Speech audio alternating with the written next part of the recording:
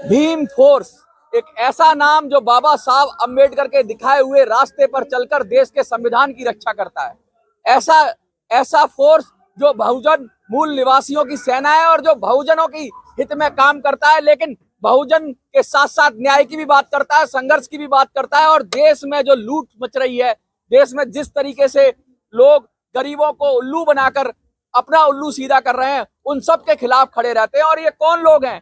ये देश के समाज के जागरूक नागरिक हैं। ये समाज के वो लोग हैं जो गोली से नहीं डरते, गोले से नहीं डरते, मिसाइल से नहीं डरते, बम से नहीं डरते, एटम बम से नहीं डरते, और सीना तान के खड़े हैं और बोल रहे हैं कि अगर तुम गलत काम करोगे तो सबसे पहले तुम्हारे खिलाफ अगर कोई खड़ा होगा तो भीम फोर्स खड़ी होगी, भारत का मूल निवासी खड़ा होगा, भारत के मूल निवासियों की सेना खड़ी होगी। हमारे साथ बहुत सारे लोग हैं, लीडर्स हैं ऐसे समाज के। आज कुछ ऐसा विषय है कि एक दिवसीय धरना है। हम ये जानना चाहेंगे कि जंतर मंतर पे आखिर भीम फोर्स को आना क्यों पड़ गया, क्यों आई है जंतर मंतर? सबसे पहले राजेश जी, इतने सारे लोग हैं, गरीबों की आंखों में उम्मीद है, बहुत सारे लोग हैं, क्यों आना पड़ गया आपको?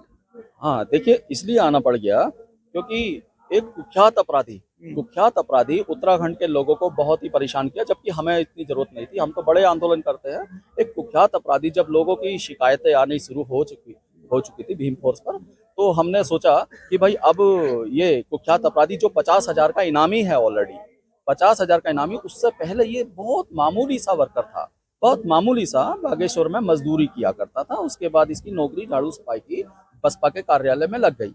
अच्छा, बसपा के कार्यालय में लगने के बाद 2001 के बाद इसने पता नहीं क्या किया, ऐसा 2 नंबर का काम किया, क्या किया, जो भी किया होगा, ये अचानक इतनी तेजी से 10 सालों में उभरा कि 500 करोड़ से ऊपर का व्यक्ति बन गया।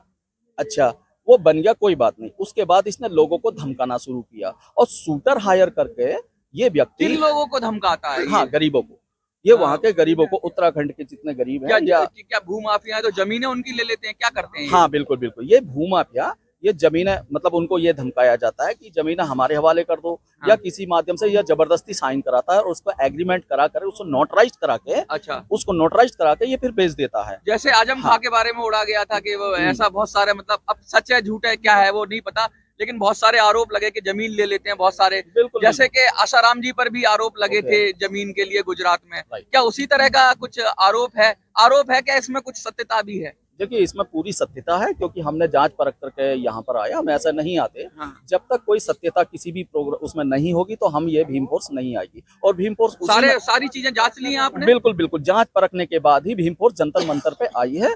और हमने ये, हमारा वहाँ पर एक गांव है भलौन, भलौन होगा, कई गांव हैं जहाँ पर ये धमकाता है और गरीबों की जमीनों पे एग्रीमेंट करा करके ये बेचने का ये षड्यंत्र रचता रहता है। अब वो गरीब है बेचारे, क्या करें, साइन कर देते हैं, उसके बाद ये नोटरी करा के आगे बेचते हैं, इनका काम है। और इस पे 500 करोड़ का आदमी बना हुआ, उसके बाद इनाम रखा हुआ है 50,000 का, और 50,000 का इनाम उत्तराखंड सरकार ने? जी जी जी बिल्कुल। और 82-83 के तहत इसकी कुड़की हो चुकी, घर की अच्छा, कुड़की हो चुकी है। उसके बाद ये 4 सालों से फरार चल रहा है। अच्छा, और 4 सालों से फरार चलने के बावजूद इसकी जमानत कैसे हो गई, ये समझने में नहीं आ रहा है। ये विषय है जांच का। अच्छा, हम धरना भी इसीलिए दे रहे हैं कि इसकी ईडी से जांच हो, दूध का दूध पानी का पानी किया जाए, हम ये चाहते हैं। दूध का दूध पानी का पानी किया जाए। आपका परिचय और क्या कहना चाहेंगे?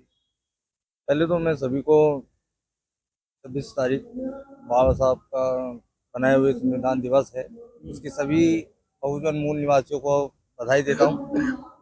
और बड़ा दुख का और विषय भी है कि इतना बढ़िया संविधान होने के बाद उस पे ऐसे अपराधी छूट जाते हैं, ये बड़ी गंभीरता की बात है। और मेरा तो मेन मकसद आने का यही है कि ऐसे अपराधियों के लिए सख्त कार्रवाई की